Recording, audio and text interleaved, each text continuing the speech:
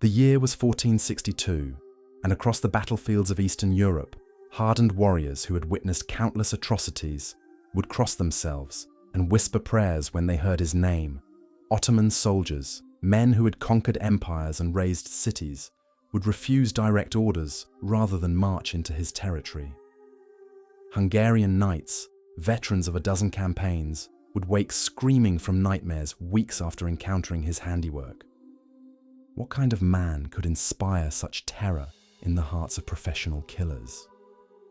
What methods could be so horrific that they would haunt the dreams of those who made their living through violence? The answer lies not in supernatural legend or Gothic fiction, but in the documented historical reality of a prince whose childhood trauma forged him into something far more terrifying than any vampire.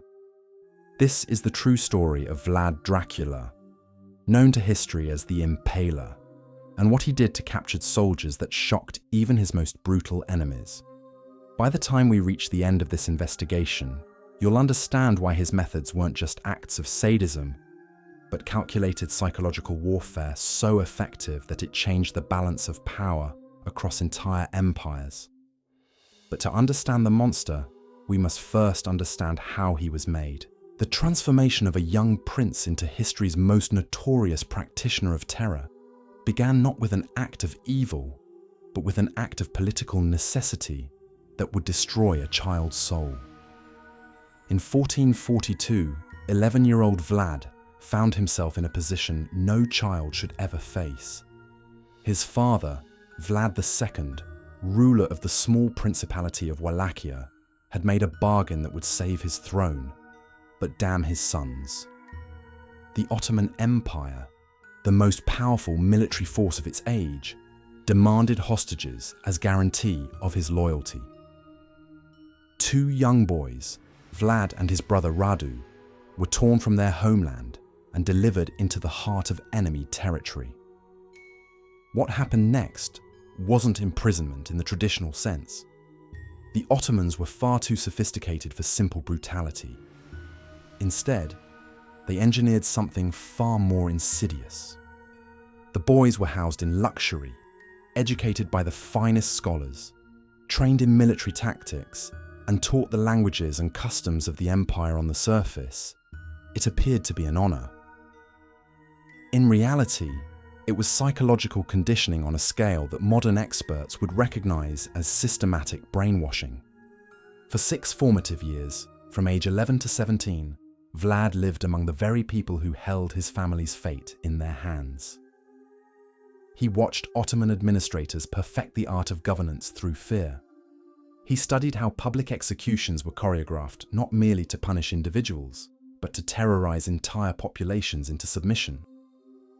He observed the precise calculations behind every act of state violence, learning that cruelty, when applied with mathematical precision, could be more effective than any army. But perhaps most importantly, he learned what it meant to be completely powerless. While his younger brother Radu adapted to their circumstances, even forming friendships with Ottoman princes, Vlad remained defiant. This defiance came at a cost. Ottoman court records, though fragmentary, suggest he was subjected to regular punishments for his refusal to fully embrace his captor's culture. The exact nature of these punishments remains hidden in history's shadows, but their effect was unmistakable. Something fundamental broke inside the young prince during those years. Or perhaps it would be more accurate to say something crystallized. Every humiliation he endured was catalogued and studied. Every torture technique he witnessed was memorized and analyzed. He was building a mental arsenal, piece by piece, that would one day be unleashed upon the world with devastating effect. In 1448, after 6 years of captivity, 17-year-old Vlad finally returned to Wallachia. He found a homeland in chaos. His father had been assassinated by rival nobles, and his older brother had been buried alive by the same Boyar families, who now controlled the throne. Vlad was alone, surrounded by enemies, with no army and no allies. A conventional response would have been to seek accommodation, to negotiate his way into some position of minor authority. Instead, Vlad began to plan. For the next 6 years, he lived in exile, studying military tactics, forging alliances, and most importantly, developing the psychological theories that would make him legendary. When he finally seized the throne in 1456, he wasn't just claiming political power. He was preparing to conduct an experiment in human nature that would horrify the world. The first test of his methods came at his own coronation feast, in a move that would set the template for everything that followed. Vlad invited the very Boyar families who had murdered his father and brother. Hundreds of nobles arrived in their finest clothes, believing they were attending a ceremony of reconciliation. The great hall was decorated with silk banners and laden with the finest wines. The atmosphere was festive, almost celebratory. Then, in the middle of the feast, Vlad rose and asked a seemingly innocent question. He wanted to know how many princes of Wallachia each family had served during their lifetimes. The older Boyars proudly recounted their political longevity, some claiming to have outlasted 7 different rulers. Others boasted of surviving a dozen regime changes. They were demonstrating their value, their political sophistication, their ability to adapt and survive. What they were actually doing was signing their own death warrants. Vlad listened to each answer with apparent interest, nodding thoughtfully as the nobles condemned themselves with their own words. When the last family had finished their recitation, he gave a signal that transformed the celebration into a nightmare. Every Boyar who had answered was arrested immediately, but here we see the methodical mind that would make Vlad so terrifyingly effective. He didn't simply execute them all. Instead, he divided them into categories based on age and physical condition. The older nobles, the architects of his family's destruction, were taken outside and impaled in full view of the palace windows. Their screams provided the soundtrack for what happened to the younger, stronger families. These surviving Boyars were stripped of their noble garments and force-marched 50 miles north to the ruins of Ponary Castle.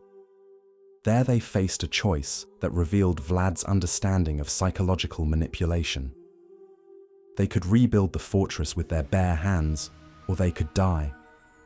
For months, these former aristocrats hauled stones up the mountainside until their hands bled and their fine clothes rotted away. Most died during the construction. Those who survived were forever changed, transformed from proud nobles into broken servants who owed their very existence to Vlad's mercy.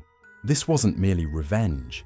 It was a systematic dismantling of the power structure that had made Wallachia weak, combined with a demonstration of what happened to those who opposed the new order.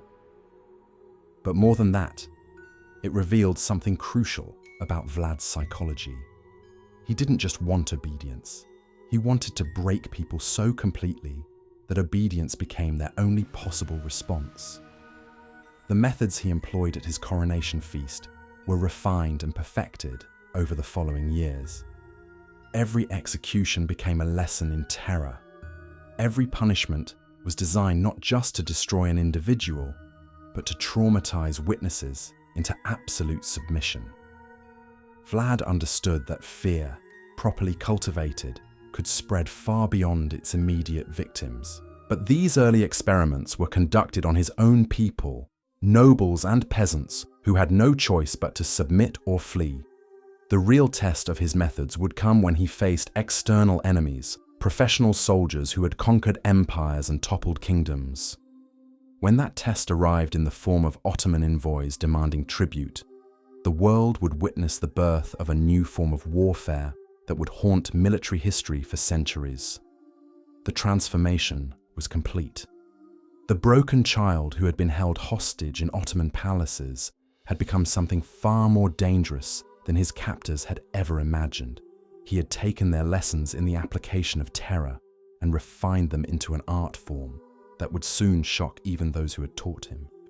The stage was set for a confrontation that would prove whether calculated cruelty could triumph over overwhelming military superiority. What happened next would answer that question in ways that would terrify both friend and enemy alike. The confrontation that would define Vlad's legacy began with what seemed like routine diplomacy. In 1459, Sultan Mehmed II the same man who had conquered Constantinople and brought the Byzantine Empire to its knees, sent envoys to Wallachia with a simple demand.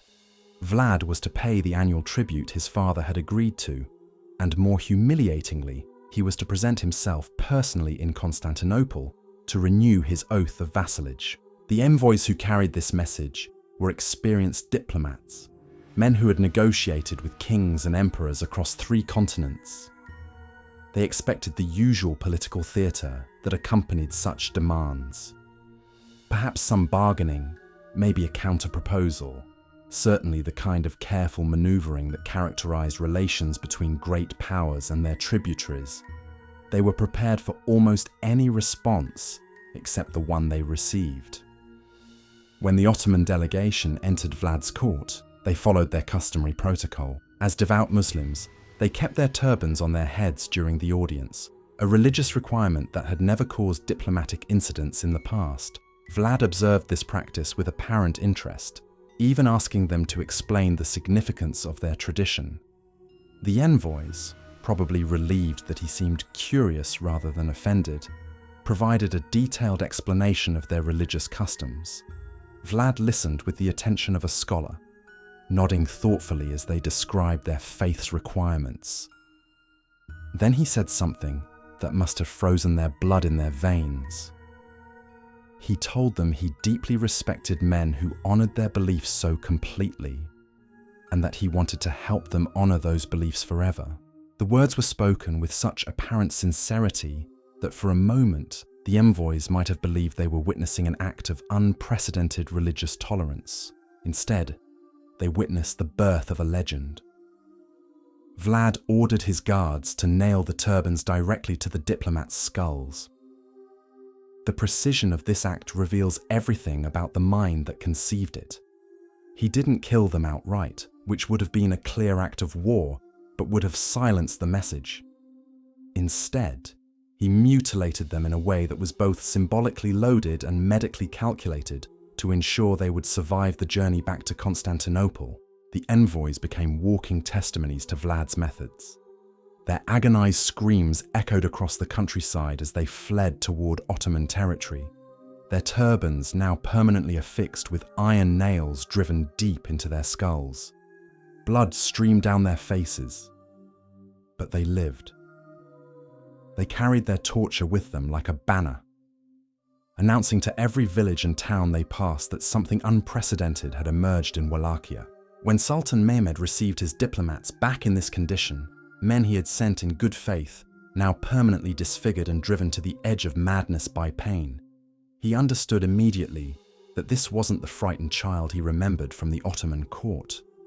This was something new, something that had taken the lessons taught in those palace halls and evolved them into forms even the Ottomans hadn't imagined. The message was unmistakable. Vlad wasn't just refusing to pay tribute. He was announcing that the rules of conventional diplomacy no longer applied. War became inevitable, but before that war could begin, Vlad had more messages to deliver to the world. The spring of 1460 brought reports that would chill the blood of professional soldiers across Europe. Merchants traveling through Wallachia brought tales of innovations in execution that defied belief. These weren't the quick beheadings or hangings that characterized most medieval justice. Instead, witnesses described something far more sophisticated and infinitely more cruel. Vlad had perfected the art of impalement into a precise science. The common understanding of this execution method involves a stake driven straight through the torso, which would cause rapid death and defeat the entire purpose. Vlad's technique was far more calculated and horrifyingly more effective. Based on surviving medical analyses of contemporary descriptions and Ottoman military reports, the process reveals a mind that understood human anatomy with surgical precision. The victim was positioned face down while a specially prepared stake was selected. These stakes weren't random pieces of wood, but carefully crafted instruments. They were rounded at the tip to avoid tearing that might cause rapid blood loss, and thoroughly oiled to ease insertion. The stake was then inserted through the rectum at an angle specifically calculated to avoid all major organs and blood vessels. The victim was then slowly raised upright, and gravity became the executioner. Over the course of hours or sometimes days, their own body weight would force the stake gradually upward through their torso. The path was engineered to miss the heart, lungs, and major arteries. In documented cases, the stake would eventually emerge through the shoulder or chest, but the victim could remain conscious and alive for up to 3 days. This wasn't random sadism. It was applied psychology. Vlad understood something that modern experts in psychological warfare now confirm. Witnessing prolonged suffering creates exponentially more trauma than witnessing quick death. A battlefield execution is horrific but brief. Impalement was a performance that lasted for days, complete with screams that could be heard across entire valleys. But the physical act was only one component of a larger system. The real genius, if such a perverted word can be applied, lay in the staging and symbolism. When Vlad impaled victims, he did so in public squares, along major trade routes, outside city gates, anywhere that would maximize visibility and impact. He understood that eyewitness accounts and rumors would multiply the psychological effect far beyond the actual number of victims. One impalement witnessed by 100 people would create 100 storytellers, each of whom would tell the tale to hundreds more.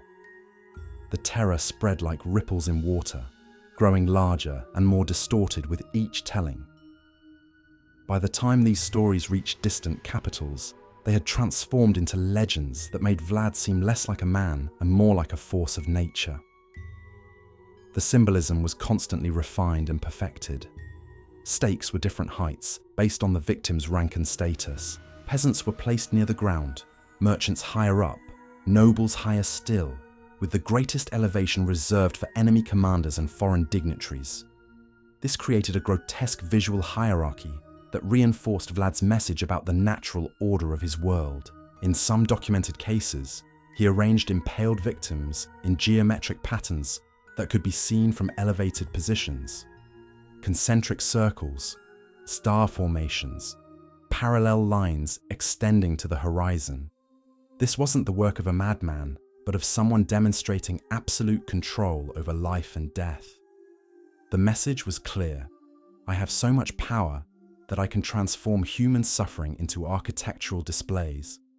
Saxon merchants, who maintained trade relationships throughout the region, began circulating pamphlets that described scenes almost too horrible to believe. One account, published in Nuremberg in 1462, described Vlad dining among the impaled.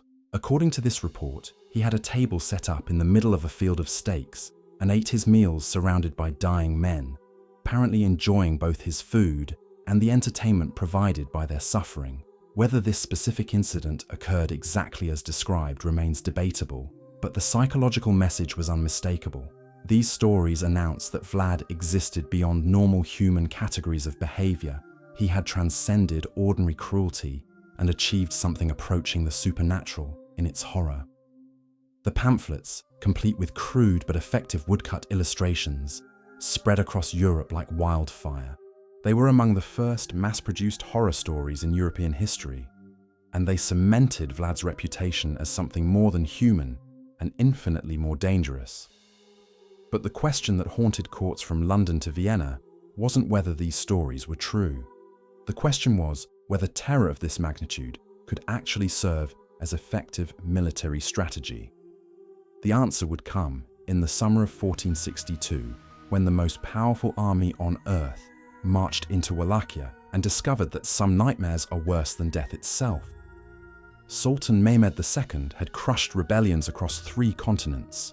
He had toppled the Byzantine Empire, conquered Constantinople, and commanded armies that had never known defeat. When reports reached him of Vlad's escalating provocations throughout 1461 and early 1462, his response was swift and overwhelming. By spring of 1462, he had assembled what contemporary sources describe as the largest Ottoman force ever committed to a single campaign in the Balkans. The numbers vary depending on the source, but even conservative estimates place Mehmed's army at over 60,000 men. Some accounts suggest it approached 90,000 artillery trains, siege engines, elite janissary units, cavalry formations that had terrorized Europe for generations. This wasn't merely an invasion force. It was a statement of imperial power designed to erase Wallachia from the map and make an example that would echo across every Christian kingdom in Europe. Vlad's entire military force, by comparison, numbered perhaps 20,000 men at most. Many were peasant conscripts with minimal training. His professional soldiers were outnumbered at least 3-1. Any conventional military commander would have sued for peace or fled into exile. But Vlad had spent years preparing for exactly this moment, and his strategy would prove that conventional military thinking had dangerous limitations. As the massive Ottoman army crossed the Danube into Wallachian territory, they encountered something unprecedented in their military experience: complete emptiness. Village after village stood abandoned, not destroyed, but simply vacant. Wells had been poisoned with animal carcasses, grain stores had been burned. Livestock had vanished as if the earth itself had swallowed them whole. Vlad had implemented what military historians now recognize as one of the most comprehensive scorched earth campaigns in medieval warfare. He had ordered his entire population to abandon their homes and retreat into the forests and mountain strongholds, taking everything of value with them. The Ottoman supply lines, designed to feed off conquered territory, found nothing to sustain them. Every mile deeper into Wallachia stretched their logistics thinner and made retreat more difficult. But the psychological warfare was just beginning. As the Ottoman columns advanced through this dead landscape, the night attacks commenced. These weren't conventional skirmishes, but something far more insidious. Small groups of Wallachian fighters, perhaps 50 to 100 men, would materialize from the darkness to strike at Ottoman camps before vanishing like smoke. They targeted sentries first, killing them silently, and leaving their mutilated bodies arranged in patterns that would be discovered at dawn. Supply wagons were burned, pack animals were slaughtered, ammunition stores were destroyed. But most disturbing were the psychological elements Ottoman soldiers would wake to find their comrades' heads mounted on stakes around the perimeter of their own camp.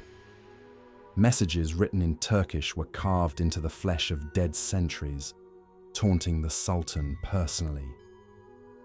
The Ottoman army, accustomed to facing enemies who fought according to established rules of warfare, found themselves confronting something that seemed to exist outside normal military categories. Their scouts disappeared without trace. Their forage parties returned empty-handed or didn't return at all. The very landscape seemed hostile, as if the earth itself had turned against them. Discipline began to crack. Ottoman sources, though they minimize the psychological impact for obvious propaganda reasons, still record incidents of mass desertion, insubordination, and what can only be described as collective hysteria. Professional soldiers who had conquered cities across 3 continents began seeing enemies in every shadow and hearing threats in every whisper of wind through abandoned villages. The climax of this psychological campaign came on the night of June 17th, 1462. Vlad had learned through captured prisoners and interrogated deserters that Sultan Mehmed himself was camped near Targovishte with his personal guard. This represented an opportunity that would never come again. If the Sultan could be killed or captured, the entire Ottoman war machine would collapse into chaos. Vlad personally led approximately 10,000 men in what became known as the night attack of Targovishte. Under cover of complete darkness, they infiltrated the massive Ottoman encampment with a single objective: the assassination of the Sultan himself. Contemporary accounts describe scenes of absolute pandemonium as the Wallachians, dressed in captured Ottoman uniforms and speaking enough Turkish to create confusion, set fire to tents, stampeded horses, and fought their way toward the center of the camp where Mehmed's pavilion stood. The attack came within yards of success. Multiple sources suggest that Vlad and the Sultan were briefly in visual contact across the burning chaos of the camp. But the elite Janissary guards held their formation, creating an impenetrable defensive circle around their leader. After hours of desperate close-quarters combat, Vlad realized he couldn't break through the final defense. He ordered a retreat, and his men vanished back into the darkness as suddenly as they had appeared.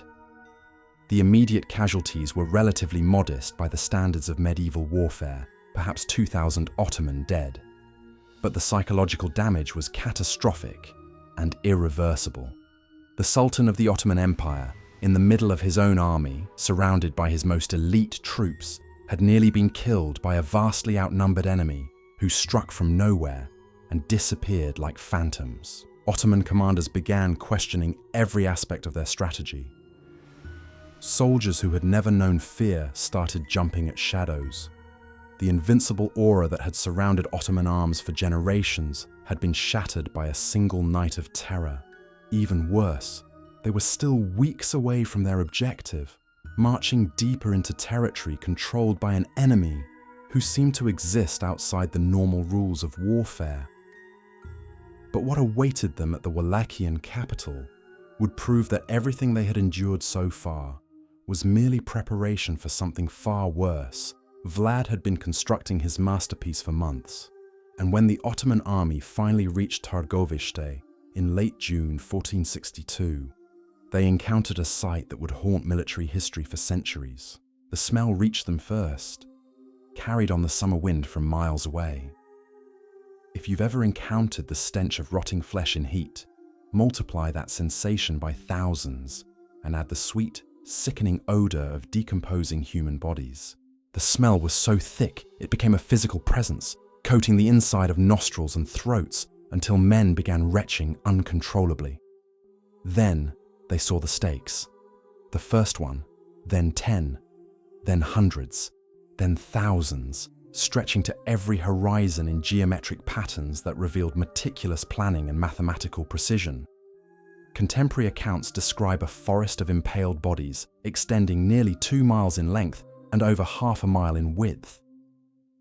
Modern historians debate the exact numbers, but even conservative estimates place the count between 15 and 20,000 human beings. These weren't random executions, but carefully orchestrated displays of power.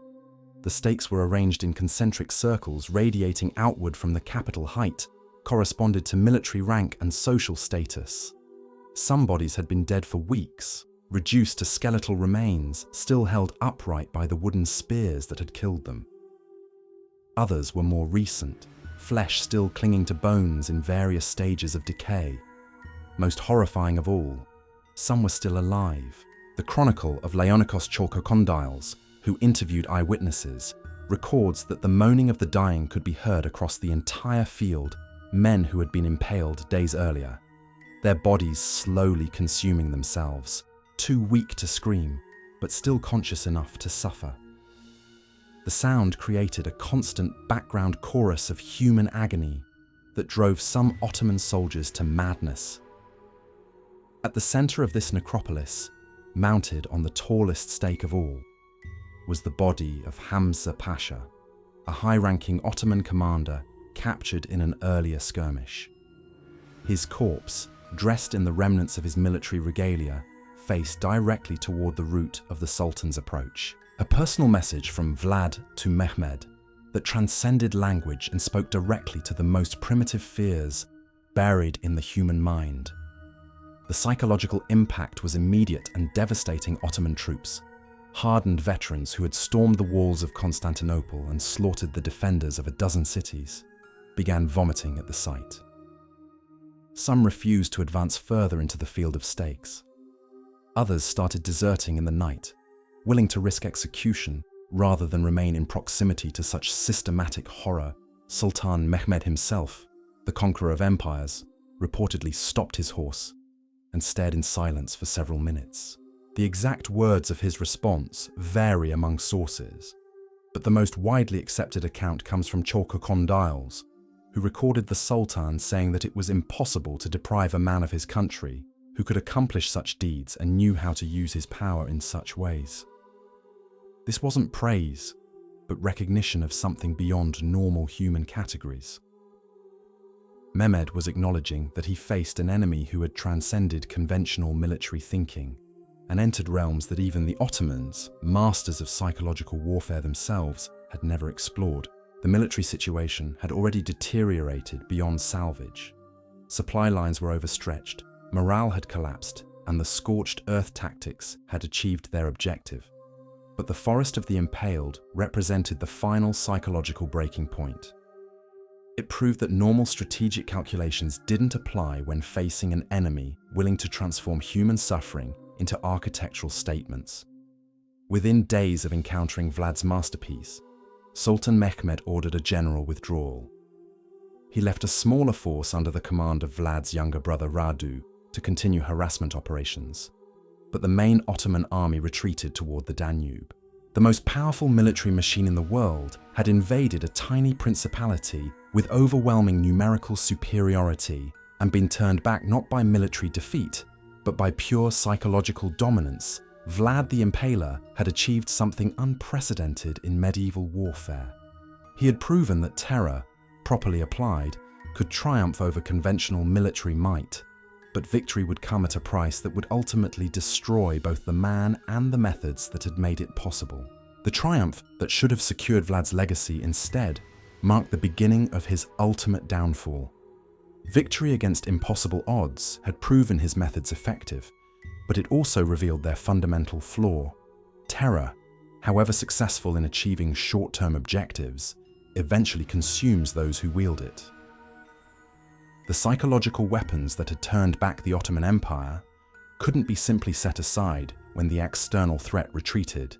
They had become the only tools Vlad knew how to use. By the autumn of 1462, reports began filtering across Europe that painted a disturbing picture of Wallachia under its victorious prince. The same methods that had horrified Ottoman invaders were now being applied to Vlad's own subjects with increasing frequency and decreasing provocation. Merchants accused of inflating prices during wartime found themselves impaled in market squares. Boyars suspected of treasonous thoughts, based on nothing more than court gossip, were subjected to tortures that defied imagination. Entire villages faced collective punishment for infractions that previous rulers would have resolved with fines or public penance. The transformation was both gradual and inevitable. Each application of terror made the next one easier to justify. Each successful use of fear as a governing tool created demand for its repeated application. Vlad had become trapped in a cycle of escalating brutality, unable to govern through any means other than the systematic destruction of human dignity. Contemporary accounts from Saxon merchants who maintained trade relationships in the region describe a principality paralyzed by fear of its own ruler. Citizens would cross themselves when his name was mentioned. Mothers would threaten disobedient children with warnings that the prince might hear of their misconduct. The very air seemed poisoned by collective terror, creating an atmosphere where normal human relationships became impossible. But perhaps most telling were the changes observed in Vlad himself. Diplomatic correspondence from Hungarian and Polish observers noted alterations in his behavior that suggested the psychological toll of his methods. He became increasingly suspicious of everyone around him, interpreting ordinary conversations as potential conspiracies. His sleep was reportedly troubled by nightmares that left him screaming in languages his attendants couldn't identify.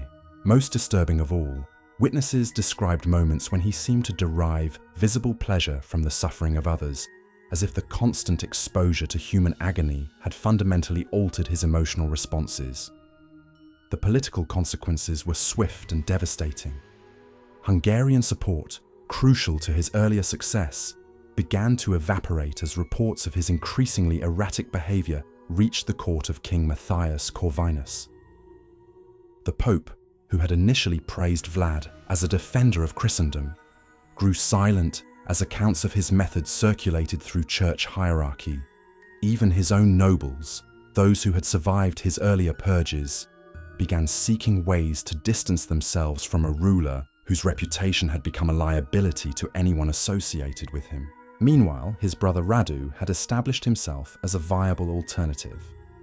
Backed by Ottoman gold and presenting himself as the rational choice for those who desired stability over terror, Radu gradually assembled a coalition of Wallachian nobles who had grown exhausted by years of living under the constant threat of impalement. The irony was bitter and complete. The very fear that had made Vlad invincible against external enemies was now driving his own subjects into the arms of those same enemies. The end came with shocking suddenness. In November 1462, just months after his greatest triumph against the Ottoman Empire, Vlad was forced to flee his own capital ahead of advancing forces led by his brother. The prince, who had turned back the most powerful army in the world, found himself unable to maintain control over his own principality. The methods that had proven so effective against foreign invaders had finally turned the population itself against him. His flight led him across the mountains into Hungarian territory, where he expected to find sanctuary among his Christian allies. Instead, he discovered that his reputation had preceded him in ways he hadn't anticipated. King Matthias, possibly motivated by fabricated letters that suggested Vlad was negotiating with the Ottomans, or perhaps simply recognizing that association with such a notorious figure had become politically impossible, ordered his arrest. The imprisonment that followed was unlike the brutal captivity of his Ottoman youth. Vlad was held under house arrest in comfortable quarters, treated more like a dangerous dignitary than a common prisoner.